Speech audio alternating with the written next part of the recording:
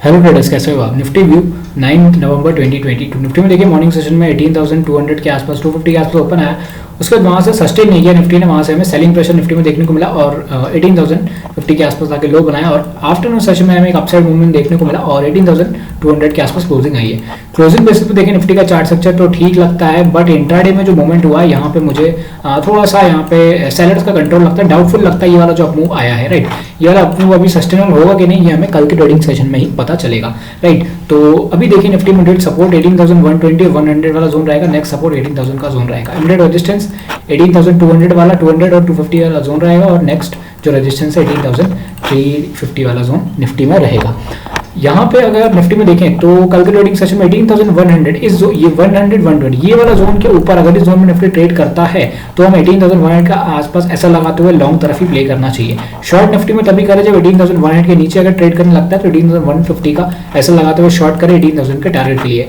यहाँ पे ये वाला जो अपमूव आया ये वाला अपमूव मुझे थोड़ा सा डाउटफुल लगता है। अगर निफ्टी 18,200 250 का जोन सस्टेन करता है तो फिर अच्छा रहेगा निफ्टी में, बट अगर नहीं करता है तो फिर निफ्टी में एक बार सेलिंग प्रेशर आ सकता है जो कि निफ्टी को 18,000 तक फिर से ला सकता है। राइट, तो अभी अगर निफ्टी में देखें तो क्लोजिंग बेस पे देखें तो चार्ट स्ट्रक्चर ठीक है, कोई रिवर्सल का साइन नहीं है, बट मुझे ऐसा लगता है कि यहाँ पे निफ्टी एक बार थोड़ा सा रेजिस्टेंस फेस कर सकता है। बट हाँ, डेफिनेटली मार्केट है, मार्केट में कुछ भी हो सकता है। तो 18,250 के ऊपर अगर इस जोन के नीचे ऊपर निकल जाता है, 18,000 नीचे नहीं ऊपर तरफ अगर निकल जाता है तो 18,200 का ऐसा लगाते हुए आप निफ्टी में लॉन्ग तरफ प्ले करें, वही सही रहेगा। शॉर्ट अभी नहीं करना है जब तक 18,100 और 18,050 वाला जोन सस्टेन करा तब तक शॉर्ट ना करें, उसके नीचे शॉर्ट करें तो थोड़ा बहुत हमें रिस्क रिवॉर्ड सही मिलेगा। हायर लेवल्स पे अगर देखें 18,200 ये वाला एक रेजिस्टेंस जोन है, बट यहाँ पे कंफर्मेशन नहीं मिल पा रहा है कि यहाँ से सेलिंग आएगी कि नहीं आएगी। राइट, क्योंकि थोड़ा बहुत सेलिंग आती है उसके बाद फिर हमें बाइंग देखने को मिल जाता है। तो अभी अगर ओवरऑल निफ्टी में देखें तो कल के ट्रेडिंग सेशन के लिए 18,100 जब तक सस्टेन करा तब तक मैं बुलिश हूँ और 18,100 के नीचे मैं निफ्टी में शॉर्टिंग अपॉर्चुनिटी ढूंढूंगा तो बेयरिश रहूंगा। राइट, बैंक निफ्टी देखते हैं। बैंक निफ्टी का चार्ट देखें तो इस चार्ट में थोड़ा सा आगे देखें तो एसबीआई का हमें रिजल्ट देखने को मिला था मंडे को। एसबीआई का जो रिजल्ट का रिजल्ट आया सैटरडे को, तो उसका हमें परफॉर्मेंस देखने को मिला।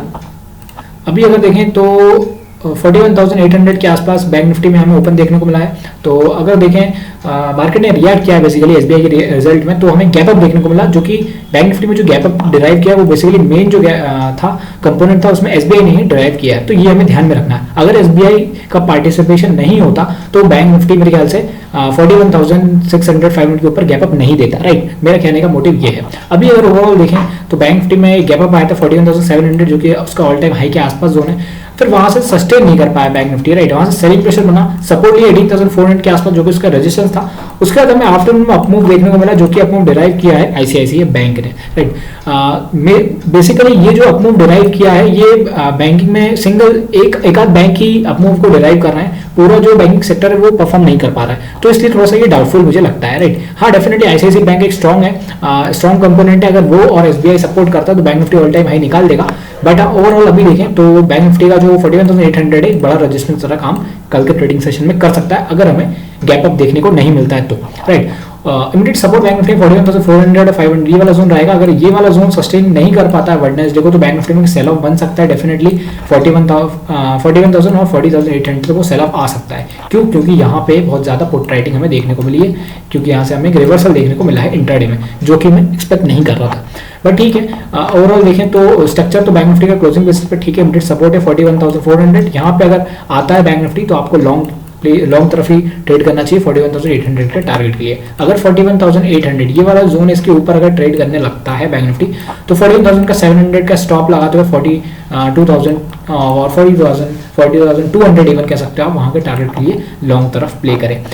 मेरा प्राइस को ही मैं देख के ट्रेड करूंगा। अगर मुझे लगता है यहाँ पे 41,400 का जोन सस्टेन कर रहा है तो मैं डेफिनेटली लॉन्ग करने की अपॉर्चुनिटी ढूंढूंगा with small SL.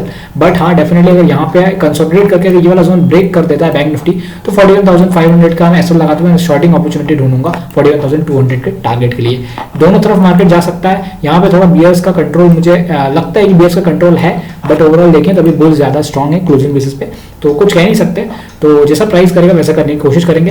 Closing basis पे देखें प्राइस अभी स्ट्रॉन्ग है, 41,400 के आसपास डिप आता है तो लॉन्ग करना है। बट हाँ ध्यान रखें, स्टॉप लगा के रखें, क्योंकि अगर सेलिंग प्रेशर बनता है तो यहाँ पे लोग अपनी पोजीशन तुरंत क्लोज करेंगे और बैंक निफ्टी एक बार 1-2 कैंडल में ही 41,000 तक आ जाएगा, ऐसा मुझे लगता है।